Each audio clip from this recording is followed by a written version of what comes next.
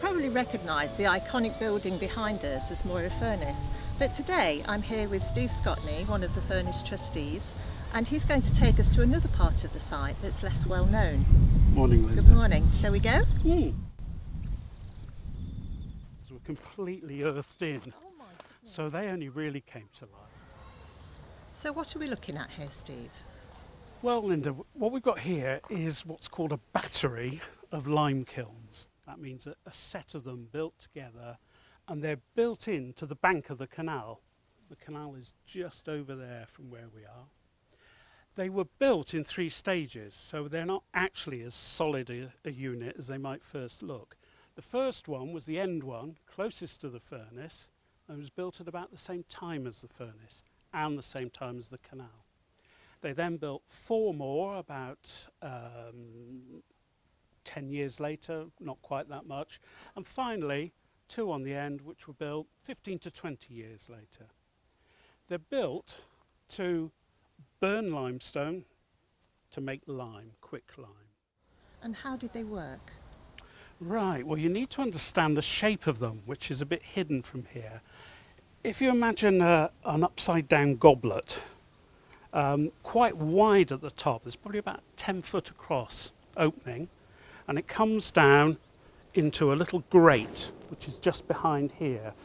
These tunnels are access tunnels, so you can get in and out, but if you went in and round the corner, you could see the grate, and that's where they can remove the ash after burning. They layer the inside of the kiln.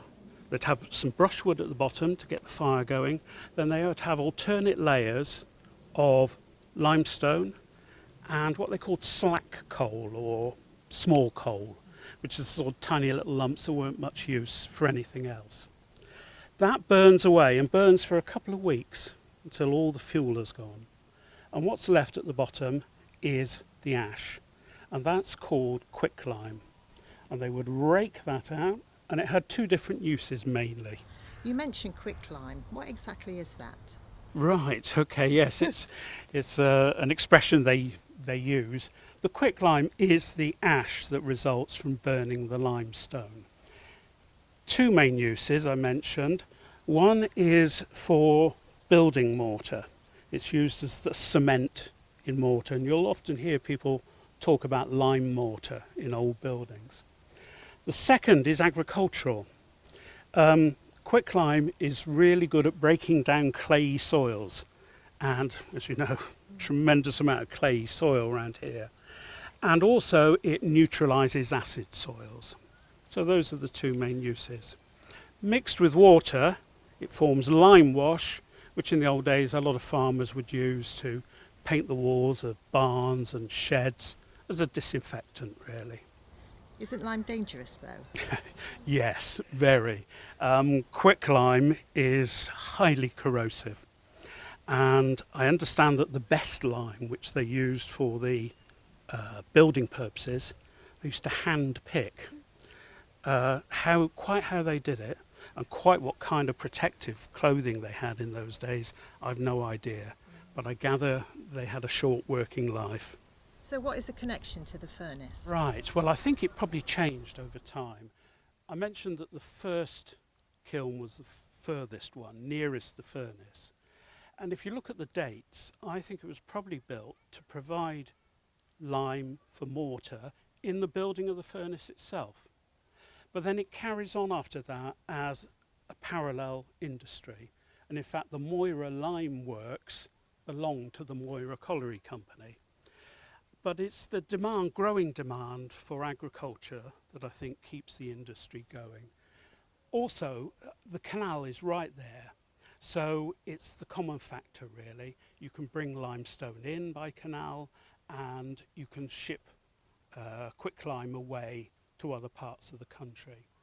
The canal was actually slightly closer in those days. It was rerouted at one point, just by a small amount, but it meant there was a wharf just above here, so they were dropping things off and loading things directly alongside the lime kilns. And this one, as you may remember, is the earliest one. And you can see it's actually a slightly different shape. It's more oval than round. But you can see quite how big an opening it was, and this is where they would have tipped in the alternate layers of small coal and limestone. The canal, I can just see it just through there, but as I mentioned, it was even closer originally, so you can see how convenient this was. And this was a wharf for the lime kilns. Running alongside the lime kilns and Moira furnace is this restored section of the Ashby Canal. The canal opened along its entire length for the first time in 1804. It had taken 10 years to build. It was originally 31 miles long, running from Marston Junction on the Coventry Canal right up to Reservoir Pit on the Ashby Wolds. That's beyond what is now Conkers. It served the Leicestershire and South Derbyshire coalfields, connecting them with the main canal network and allowing them to send their coal out all over the Midlands and even as far away as London. The coal was carried in narrowboats, and these were operated by men, many of whom had their families living and working with them on board. Children born in the tiny cabins and growing up knowing no other home but the boat and very little chance to get to a school. Between the wars, this section of the canal fell into dereliction and disuse, even more so in the 40s and 50s. Quite a bit of it was filled in.